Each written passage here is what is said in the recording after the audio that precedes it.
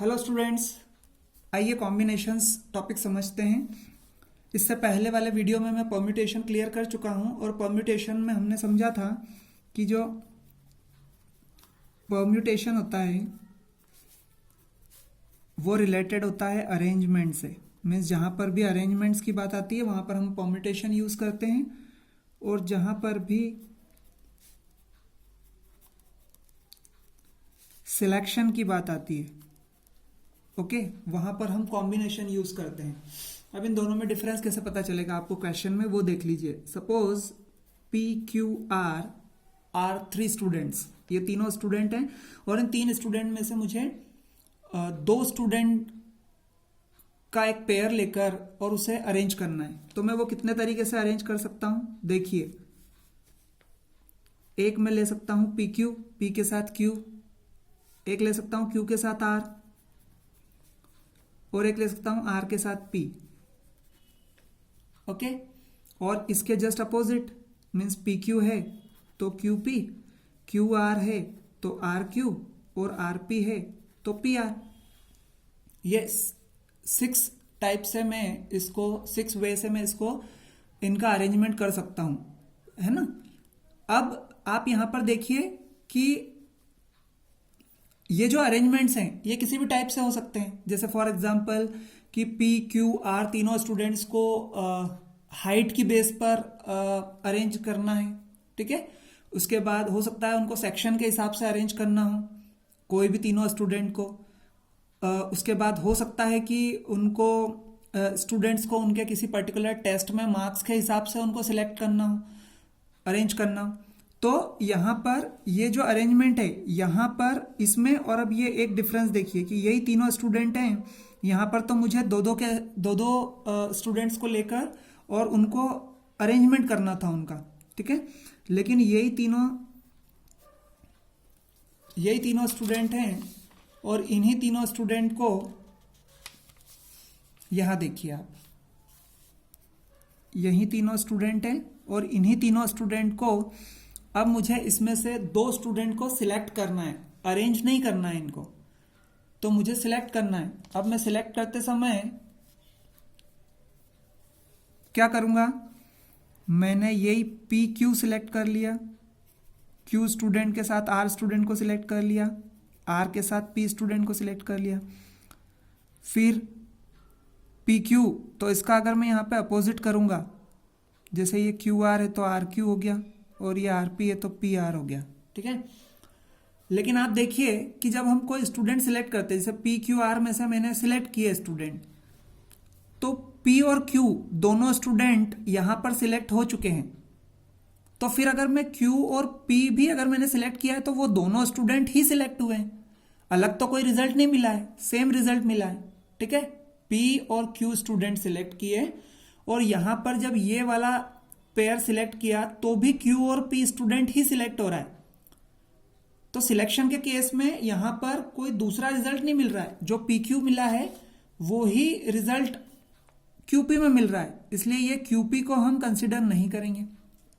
Q R है तो are Q, फिर से वही दोनों स्टूडेंट सिलेक्ट हो रहे हैं, और आर पी है तो पी आर, फिर से यहां पर वही दोनों स्टूडेंट सिलेक्ट हो रहे हैं। तो जब सिलेक्शन की बात आती है तो आपको ये ध्यान रखना है कि आप जितने भी अरेंजमेंट्स ले रहे हो उन अरेंजमेंट में किसी दूसरे अरेंजमेंट में कोई डिफरेंट रिजल्ट आ रहा है क्या, ये आपको देखना है। जब आप अरेंजमेंट की बात करते हो तो मान लीजिए कि आपने पी और क्यू को हाइट के हिसाब से, आप इन तीनों स्टूडेंट को हाइट के हिसाब से आप अरेंज कर रहे हो। तो मान लीजिए कि पी की हाइट सबसे ज्यादा है, क्यू की हाइट उससे कम है, और आर की हाइट उससे भी कम है। तो जब आप यहां पर पी और क्यू को अरेंज करोगे ना, तो पी और क्यू इस तरीके से अरेंज होगा हाइट के हिसाब से, पी पहले और क्यू बाद में। तो पहले मतलब बड़ी हाइट वाला स्टूडेंट, और फिर उसके बाद जो होगा वो उससे कम हाइट वाला स्टूडेंट होगा। लेकिन जब आप इसी का अरेंजमेंट क्यू और पी के हिसाब से करते हो तो अब यहां पर कम हाइट वाला स्टूडेंट पहले और बड़ी हाइट वाला स्टूडेंट बाद में हो जाएगा, यानी कि पी क्यू और क्यू पी दोनों यहां पर अलग अलग रिजल्ट दे रहे हैं, एक जैसा रिजल्ट नहीं दे रहे। तो जहां पर रिजल्ट अलग अलग हो, एक जैसा रिजल्ट ना हो, वहां पर हमें ये सारे ही अरेंजमेंट्स लेना पड़ेंगे और यही बात को आपको ध्यान में रखना है रिजल्ट को, कि रिजल्ट डिफरेंट होना चाहिए, और अगर रिजल्ट डिफरेंट है तो हम अरेंजमेंट में ऑर्डर अलग अलग, मतलब अलग ऑर्डर अलग ले सकते हैं। तो हम यहां पर लिखेंगे इसके केस में, परम्यूटेशन के केस में हम लिखेंगे, क्या लिखेंगे परम्यूटेशन के केस में, कि परम्यूटेशन के केस में ऑर्डर डज मैटर, मतलब ऑर्डर तो मैटर करता है यहां पर, ठीक है। इसमें ऑर्डर मैटर करेगा कि आपने ऑर्डर चेंज किया, पी क्यू किया और फिर क्यू पी किया, तो दोनों का मतलब अलग अलग हो जाएगा यहां पे, इसलिए ऑर्डर जो है वो मैटर करेगा। लेकिन यहां पर कॉम्बिनेशन का जो केस होगा उसमें ऑर्डर डज नॉट मैटर, यहां पर ऑर्डर मैटर नहीं करता है। ऑर्डर मैटर इसलिए नहीं करता है क्योंकि आप ऑर्डर चेंज भी करते हो तब भी रिजल्ट सेम रहता है, मतलब हमने स्टूडेंट सिलेक्ट किए, और सिलेक्ट किए तो जब हमें स्टूडेंट सिलेक्ट करना है उनका अरेंजमेंट नहीं देखना है कि उसमें से पहले किसको सिलेक्ट करूं या बाद में किसको सिलेक्ट करूं, ये नहीं देखना है, यहां पर सिर्फ स्टूडेंट को सिलेक्ट करना है। तो P और Q, पहले P को सिलेक्ट किया और बाद में Q को सिलेक्ट किया, या पहले Q को सिलेक्ट कर लिया बाद में P को सिलेक्ट किया, हुए तो वो दोनों स्टूडेंट ही सिलेक्ट हैं यहां पर, ठीक है। इसलिए हमें यहां पर कॉम्बिनेशन के केस में ऑर्डर की जरूरत नहीं होती है, यही दोनों में डिफरेंस होता है। इसलिए जब आप कोई भी क्वेश्चन आपके सामने आता है और आप उस क्वेश्चन में ये डिसाइड, सबसे जो प्रॉब्लमेटिक बात होती है वो ये होती है कि अगर क्वेश्चन में कहीं पर सिलेक्शन वर्ड दिया हुआ है तब तो ठीक है, लेकिन अगर सिलेक्शन वर्ड नहीं दिया हुआ है तो फिर हमें ये क्वेश्चन पढ़कर समझना होता है कि ये क्वेश्चन परम्यूटेशन का है या ये क्वेश्चन कॉम्बिनेशन का है। और वहां पर हम यही चीज करके देखेंगे कि जो टोटल रिजल्ट्स हैं वो टोटल रिजल्ट में ऑर्डर अलग अलग होने से रिजल्ट अलग हो रहा है या नहीं हो रहा है, अदरवाइज वो क्वेश्चन किसका हो जाएगा, कॉम्बिनेशन का हो जाएगा। अब जब इसके आगे क्वेश्चंस करेंगे तब और ज्यादा अच्छे से आपको समझ में आएगा कि आप क्वेश्चन को पढ़कर कैसे डिसाइड कर सकते हो कि ये क्वेश्चन परम्यूटेशन का है या कॉम्बिनेशन का है। अब ये देख लेते हैं कि इसका फॉर्मूला क्या है।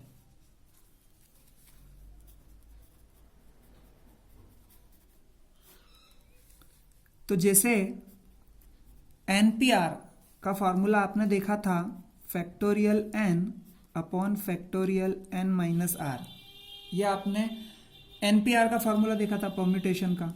वैसे ही एनसीआर का जो फॉर्मूला होता है वो ये जो एनपीआर होता है ना, इस एनपीआर के अपॉन में फैक्टोरियल आर होता है, बस ये एनपीआर जो हमने निकाला है इसके ही अपॉन में अगर फैक्टोरियल आर हो जाए तो वो एनसीआर का फॉर्मूला बन जाता है। आपको पता है कि nPr factorial n upon factorial N minus r होता है, तो जब हम इसकी जगह पर factorial n upon factorial N minus r रख देंगे एनपीआर की प्लेस पर, और उसके अपॉन में यहाँ पर फैक्टोरियल आर होगा, तो क्योंकि ये एक फ्रैक्शनल फॉर्म में है, ऊपर एक फ्रैक्शन है और नीचे ये जो फैक्टोरियल आर है इसके अपॉन में कुछ नहीं है, मतलब 1 है। तो जब आप इसको सॉल्व करने जाएंगे तो factorial n upon factorial N minus r जो है उसके साथ ये फैक्टोरियल आर अपॉन 1 रेसिप्रोकल होके साथ मल्टीप्लाई हो जाएगा, और रेसिप्रोकल होके जब मल्टीप्लाई हो जाएगा तो यहाँ पर एन सी आर का जो फाइनल फॉर्मूला हो जाएगा वो हो जाएगा factorial n upon factorial r into factorial N minus r. ये एनसीआर का फॉर्मूला हो जाएगा, ठीक है। एनसीआर के फॉर्मूले के साथ कुछ और इंपॉर्टेंट फॉर्मूले देख लेते हैं। NC1, डायरेक्टली ये NC1 को आप n रख सकते हो यहां पर, कैसे होगा वो देखिए, NC1 मीन्स NCR है ये, और NCR का जो फॉर्मूला है वो है factorial n upon factorial r into factorial n minus are. जब आप इस फॉर्मूले में n की प्लेस पर n और r की प्लेस पर 1 रखेंगे तो देखिए n की प्लेस पर n, r की प्लेस पर 1 और n की प्लेस पर n और r की प्लेस पर 1, सो it would B factorial n upon factorial 1 into factorial n minus 1। जब आप यहाँ से फैक्टोरियल n में से n को बाहर निकालेंगे तो फैक्टोरियल में n माइनस 1 बच जाएगा। फैक्टोरियल 1 तो 1 ही होता है और ये फैक्टोरियल में n माइनस 1 होगा। फैक्टोरियल n माइनस 1 से फैक्टोरियल n माइनस 1 कैंसल, ये आपका आंसर आ जाएगा n। फिर आप यहाँ देखिए NCn is equal to NC0 is equal to 1। ये भी डायरेक्टली हम किसी क्वेश्चन में पुट कर सकते हैं। कैसे? फिर से इसी फॉर्मूले में वैल्यू रखते हैं। फैक्टोरियल n की जगह पर तो फैक्टोरियल n ही रहेगा और r की जगह पर भी n आ जाएगा, तो इस फॉर्मूले में वैल्यू रखते हैं। सो NCn is equal to factorial n upon factorial n into factorial n minus n। So factorial n upon factorial n into 1 minus 1 n minus n factorial 0। n से n कैंसल, 1 अपॉन फैक्टोरियल 0 भी 1 होता है, इसलिए इसकी value भी क्या हो गई? 1 हो गई। अब अगर आप NC0 की वैल्यू निकालोगे तो फैक्टोरियल n की जगह पर तो फैक्टोरियल n ही रहेगा, r की जगह पर 0 है तो फैक्टोरियल 0 हो जाएगा और n minus r means n minus 0, तो फैक्टोरियल n अपॉन ये फैक्टोरियल 0 1 हो जाएगा और ये फैक्टोरियल n हो जाएगा। फैक्टोरियल n से factorial n cancel, it would also be 1, तो यहाँ पर इन दोनों की वैल्यू 1 हो जाएगी। अब ये NCr is equal to NCn minus r, ये फॉर्मूला बहुत काम आता है। आप इस फॉर्मूले का मतलब क्या है वो देख लीजिए। अगर आपको NCr के फॉर्म में ऐसी दो वैल्यूज हैं और वो आपस में इक्वल हैं, इस फॉर्म में दी हुई है, तो यहाँ जो r की प्लेस पर दोनों वैल्यूज होती हैं, इस वैल्यू का और इस वैल्यू का आपस में जो सम होता है वो हमेशा ये ऊपर जो लिखा हुआ है वो आता है। जैसे यहाँ पर देखिए r plus n minus r, जब आप करेंगे r plus n minus r, इन दोनों वैल्यूज का जब आप सम करेंगे तो वो आएगा n, ये ऊपर वाला। इट मीन्स कि आपको अगर ये एक वैल्यू पता है तो आप इसके इक्वल दूसरी वैल्यू लिख सकते हैं। कैसे? फॉर एग्जाम्पल यहाँ देखिए, मैं अगर लिखता हूं 10C8 और इसके इक्वल मुझे लिखना है तो 10C, अब आप खुद ही बता दीजिए, यहां पर 8 है और यहां पर वैल्यू होती है और जो यहां पर वैल्यू होती है उन दोनों का सम ये होता है, तो इसका मतलब मैं यहां क्या लिख दूंगा? 2 लिख दूंगा। अगर आपको यहां पर 7C 3 रहता है तो आप यहां पर 7C 4 लिख सकते हैं। क्यों? क्योंकि 3 और 4 दोनों का प्लस ये n वैल्यू होती है, इसलिए आप यहां पर दूसरी वैल्यू अपने आप डिसाइड कर सकते हैं। ये एक इजी कहाँ होता है कि अगर आपको कहीं पर 10C8 को सॉल्व अगर करना है और ये यहाँ पर ग्रेटर वैल्यू 8 आ रही है तो आप उसको इस फॉर्मूले से कन्वर्ट करके 10C2 भी ले सकते हैं ताकि ये इजीली सॉल्व हो जाए। वहां पर ये फॉर्मूला हमेशा यूज आता है। और एक थर्ड फॉर्मूला है NCr plus NCr minus 1 is equal to n plus 1CR, और ये इसमें कोई भी इस फॉर्मूले को तो याद ही रखना पड़ेगा, इसका इन दोनों ऊपर वाले फॉर्मूलों से कोई रिलेशन नहीं है, इसलिए आप बस इसको याद ही रख लीजिए कि NCr प्लस NCr माइनस 1 अगर है तो वो n प्लस 1CR के इक्वल होता है। कहीं पे ये क्वेश्चन में अगर हमें सिंप्लीफाई करने के लिए अगर यूज में आया तो हम इसका यूज कर सकते हैं। ठीक है, आइए आप क्वेश्चंस देखते हैं। So the first question is if NC8 is equal to NC2 then find NC2। सो अभी हमने एक फॉर्मूला देखा NCr is equal to NCn minus r, और मैंने आपसे कहा था कि ये जो यहाँ पर r की दोनों वैल्यूज जो होती हैं उनका सम हमेशा ऊपर ये n होता है। तो अगर हम यहाँ पर इस क्वेश्चन को कंपेयर करें NC8 is equal to NC2, तो इन दोनों का सम क्या होगा? ऊपर वाली वैल्यू होगी। यानी हमें इस क्वेश्चन में n पता नहीं है, बट हम यहाँ पर n is equal to 8 plus 2, so n is equal to 10 लिख सकते हैं। और अगर मेरे पास n की वैल्यू 10 हो चुकी है, तो मुझे फाइंड आउट करना है NC2। So NC2 is equal to, n की जगह पर 10 रख देंगे, 10C2, and that would be, हमें फाइंड आउट करना है तो NCR के फॉर्मूला यूज करेंगे यहाँ पर। NCR is equal to factorial n upon factorial r into factorial n minus r। सो ये हो जाएगा factorial 10 upon factorial 2 into factorial 10 minus 2, factorial 10 upon factorial 2 into factorial 8। when you will solve it, then 10 into 9 into factorial 8 and 2 into 1 into factorial 8। ऐसा क्यों किया? Factorial 8 से factorial 8 cancel हो गया और 2 5 जा 10, सो इट इज 5 9 जा 45। ठीक है, सो ये हमारे फर्स्ट क्वेश्चन का आंसर है 45। In the next question, determine n if 2NC2 ratio NC2 is equal to 12:1 and we have to find out n। So कैसे करेंगे इसको? देखिए, 2NC2 अगर हम इसकी वैल्यू देखें तो जो हमारे पास स्टैंडर्ड फॉर्मूला है NCR is equal to factorial n upon factorial r into factorial n minus r, ये कॉम्बिनेशन का स्टैंडर्ड फॉर्मूला है। तो इस फॉर्मूले से n की प्लेस पर कौन है? 2n है, तो हम n की प्लेस पर 2n रख देंगे फैक्टोरियल में। फिर r की प्लेस पर 2 है, तो ये फैक्टोरियल r की प्लेस पर फैक्टोरियल 2 हो जाएगा। फिर n की प्लेस पर 2n रखेंगे और r की प्लेस पर 2 रखेंगे, ये हो जाएगा फैक्टोरियल में। यहां पर पहले जब इसको हमने सॉल्व किया तो यहां हो जाएगा, जब 2n बाहर आएगा तो अंदर बचेगा 2n माइनस 1, ये आपको पता है।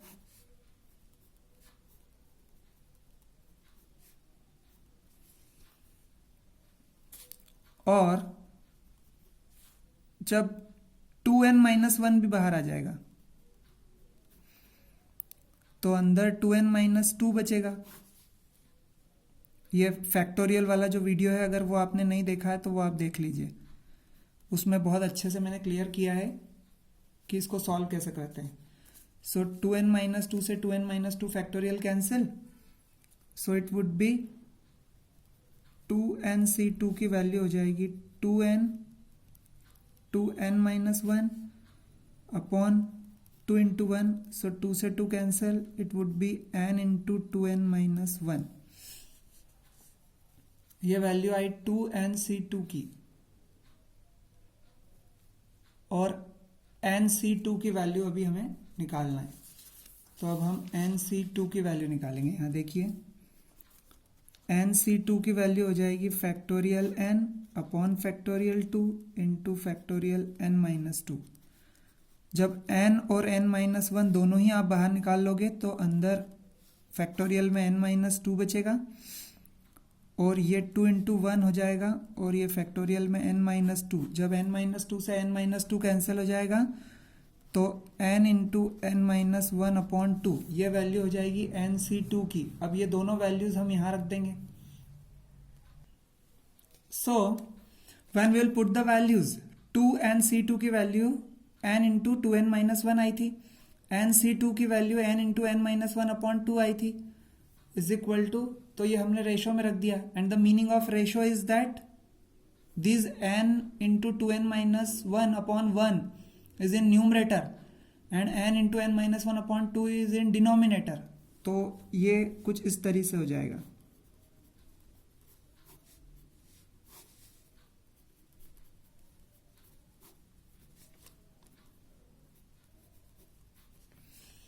ओके, जब आप इसे सॉल्व करोगे तो ये हो जाएगा n into 2n minus 1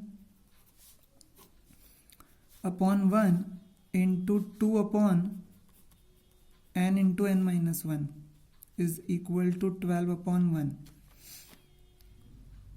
n से n cancel, so 2 into 2n minus 1 upon n minus 1 is equal to 12 upon 1। When you will cross multiply, then it would be 2 into 2n minus 1 is equal to 12 into n minus 1. It would be 4n minus 2 is equal to 12n minus 12. So 4n minus 12n is equal to minus 12 plus 2. It would be minus 8n is equal to minus 10. Therefore n is equal to minus 10 upon minus 8. Minus minus cancel out. 2 5s are 10, 2 4s are 8. So n is equal to 5 by 4. And we had to find out the value of n. So the value of n is 5 by 4. Students, अभी जो question हमने किए उसमें तो direct उसमें NCR दिया हुआ था और डायरेक्ट हमें फार्मूला अप्लाई करना था। बट अभी जो वर्ड प्रॉब्लम्स हैं उन वर्ड प्रॉब्लम्स में पढ़कर हमें कैसे समझ में आएगा कि ये क्वेश्चन परम्यूटेशन का है या कॉम्बिनेशन का है। तो देखिए एक उसका एग्जांपल देखिए, how many chords can be drawn through 21 points on a circle. एक सर्कल पर 21 पॉइंट्स हैं, तो उन 21 पॉइंट से होकर कितनी कॉर्ड्स हम ड्रॉ कर सकते हैं। तो सबसे पहले तो जैसे ही सर्कल की कॉर्ड के बारे में बात हुई तो हम एक सर्कल बना लेते हैं। अब आप बताइए कि कॉर्ड्स क्या होती हैं। ये सर्कमफेरेंस पर कोई भी दो पॉइंट जो होते हैं सर्कल पर, उनको आपस में ज्वाइन करने वाली जो लाइंस होती हैं उनको कॉर्ड्स बोलते हैं। ठीक है, ये सारी क्या हैं, कॉर्ड्स हैं। तो ऐसे 21 पॉइंट से कितनी कॉर्ड्स ड्रॉ कर सकते हैं। तो अब ये क्वेश्चन कैसे समझ में आएगा कि ये परम्यूटेशन का है या कॉम्बिनेशन का है। सपोज कीजिए आप यहाँ पर नाम दीजिए AB CD EF और ये GH, ये सब कॉर्ड्स हैं। अगर मैं यहाँ पर हमने देखा था कि हमें ये देखना है कि हम अगर ऑर्डर चेंज करते हैं तो क्या हमारा रिजल्ट चेंज होता है। यही बात हुई थी अभी मेरी इसी वीडियो में स्टार्टिंग में, कि अगर हम ऑर्डर चेंज करते हैं तो क्या हमारा रिजल्ट चेंज होता है। जैसे अगर मैं कॉर्ड लूं AB, ये कॉर्ड AB ले ली मैंने, एक ही कॉर्ड।